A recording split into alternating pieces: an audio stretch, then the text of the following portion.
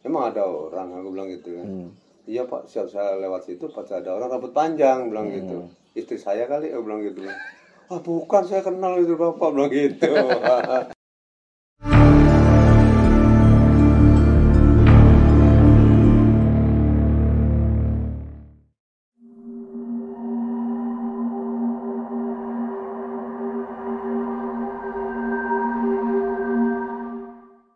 Assalamualaikum warahmatullahi wabarakatuh. Guys, kembali lagi di Mode Awam bersama gue Tesar dan masih bersama Mbah Jum.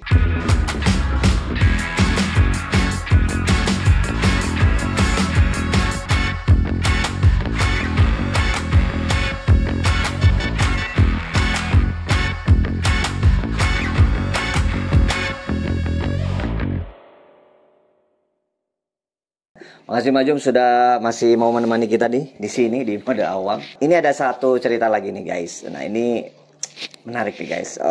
Gimana ceritanya awalnya nih, Mbah? Begini, teman saya itu beli rumah. Sudah ditempati bertahun-tahun, sudah ada puluhan tahun. Baru sadar bahwa rumah dia itu ternyata ada penyimpanan baju pocong itu apa? Baju apa namanya? Kain kafan sama rambut si mayat itu. Itu tergeletak begitu saja atau gimana? Itu di dalam keramik itu. Oh, bawah keramik, bawah lantai. Di bawah lantai. Nah, sudah bertahun-tahun tuh nggak sadar ada barang semacam itu. Oke. Nah, jadi si temen Mbah waktu itu apa yang ada penampakan atau gimana? Ya tiap malam itu setelah jam 12 itu tiap dia pulang mau tidur itu ada jedak-jeduk di ruang tamu itu apa begitu ditengok nggak ada, ditengok nggak ada, sampai dia itu bingung gitu, apa sih sebenarnya di rumah ini? Gitu. Akhirnya nanya sama gurunya. Jadi saya ada di situ juga kan sama seperguruan saya. Akhirnya kita lihat bareng-bareng, oh ternyata ada pocong di situ. Tapi naruhnya di mana?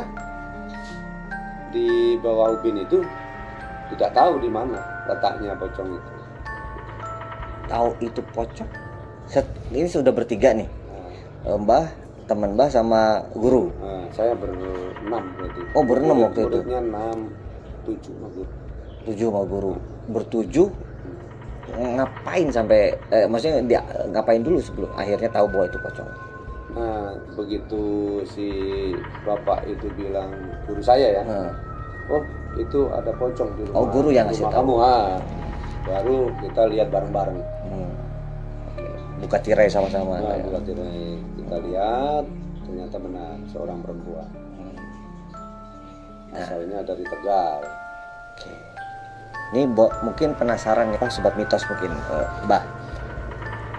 Tampaknya itu kalau pocong perempuan seperti apa? Apakah masih kayak di film-film itu masih diikat di sini atau gimana? Sebenarnya itu mitos mungkin ya. Kalau yang di film ini. Dia terbuka. Oh, kepalanya terbuka. Ada tampak rambut atau gimana? Ada tampak rambut. Jadi terbuka, rambut kelihatan wujud mukanya kelihatan seperti apa. Jelas. Apakah misalkan pucat atau gimana gitu atau malah ya istilahnya seperti biasa kita melihat manusia? Seperti biasa manusia. Itu dia guys. Berarti sebenarnya yang ada di film-film itu omong kosong. Bisa jadi ya, bisa jadi. Artinya secara penampakan nggak terlalu menakutkan seperti di film-film gitu ya. Nah, setelah dilihat bareng-bareng, komunikasi ya akhirnya. Komunikasi, minta pertolongan, minta diambil. Gitu, minta diambil. Ceritanya itu, gitu. Ceritanya sampai dia ada di situ tuh gimana tuh? Nah, dia dibawa sama orang. Sama punya rumah yang pertama. Jadi ditaruh di situ mungkin di pesugihan atau apa. Cuma saya diperalat gitu aja. Bilangnya diperalat. Diperalat gitu aja, enggak bilang pesugihan enggak. Cuma saya diperalat di sini. Dan maksudnya bukan korban pembunuhan atau Bukan. apa gitu? Bukan, dia murni dicuri dari makam. Oh, dicuri dari Dari makam. curi. Asalnya makamnya di mana? Di Tegal. Di Tegal. Nah, di Tegal. Jadi di Tegal dicuri, dibawalah ke Depok. Lalu disimpan, dikasih kotak, disimpan di situ. Sama rambut-rambutnya itu. Akhirnya karena nggak tahu tempatnya di mana, di bawah lantai itu, terus diambil secara gaib gitu ya. Berenam atau sama guru aja? Bertujuh ya? Biar menyaksikan, benar-benar menyaksikan murid-muridnya itu termasuk saya. Iya, iya. Jadi diambil di malam Jumat jam 12 malam, jatuh grup di depan kita, sepanjang orang itu, sama rambutnya masih wangi. Terus kita gulung bungkus plastik. Si guru bilang, siapa yang mau ngerawat ini? Siapa yang mau ngerawat? Maksudnya ngerawat tuh apa kan? Apa dikembalikan ke asalnya? Di mana kan gitu, di Tegalnya di mana kan? Akhirnya kita larung tuh, udah dikasih minyak wangi, kasih kembang. Waktu itu nggak ada yang mau ngerawat? Nggak ada yang mau ngerawat karena ya buat apa gitu. Akhirnya dia permintaan kita, saya dilarung nggak apa-apa. Yang penting saya minta syarat dikasih wewangian sama kembang. Oke, kita bungkus tuh, kita buang tuh ke sungai. Ternyata nggak diterima di sungai itu. Balik lagi ke rumah. Iya, secara gaib balik lagi ke rumah. Nah, terus kenapa dia bisa nggak diterima ya? Apakah karena populasi terlalu padat di sungai itu? Tapi di sungai juga padat juga. Banyak di situ. Wah, orang baru nih, dibully mungkin ya. Ya terus setelah balik lagi kemana nih? Tiba-tiba ada di situ, terus di rumah teman lagi? Enggak, di rumah bapak yang naruh. Di rumah guru saya. Oh iya. Di situ di bawah tangga. Dia ketawa-ketawa. Gitu. Lah, kok balik lagi? Gitu kan. Balik. Nah, malam itu kita buang lagi tuh di bawah pohon.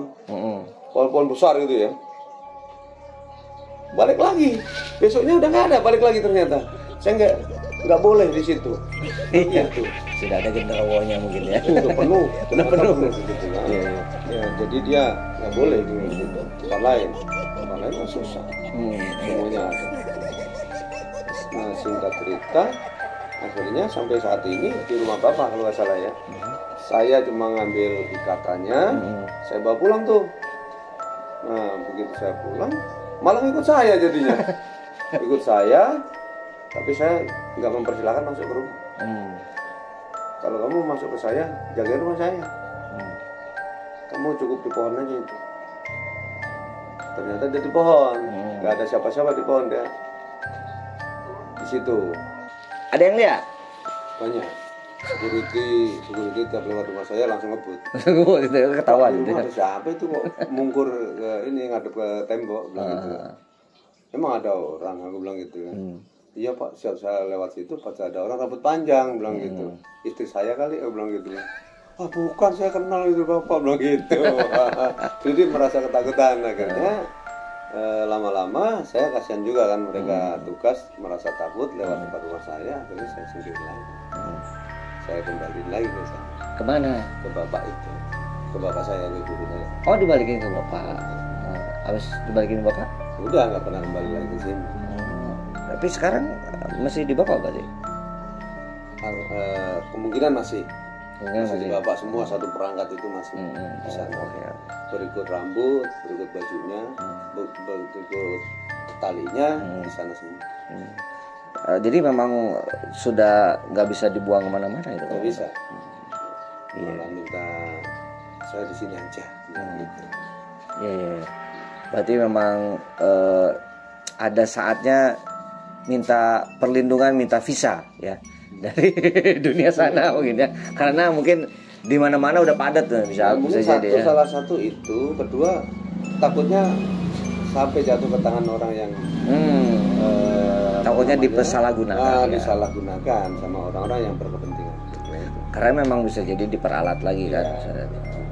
Bisa diperalat. Masya Allah ya, luar biasa nih ceritanya. Oke, dan cerita tentang yang balik lagi ke danau itu ada ini, ada katanya teman pun bisa apa, ngeluarin benda yang bisa. Bisa. Jadi gini, apa yang gaib di dalam danau itu bisa kita wujudkan. Benda-benda yang ada di dalam danau itu bisa kita ambil, kita wujudkan di situ.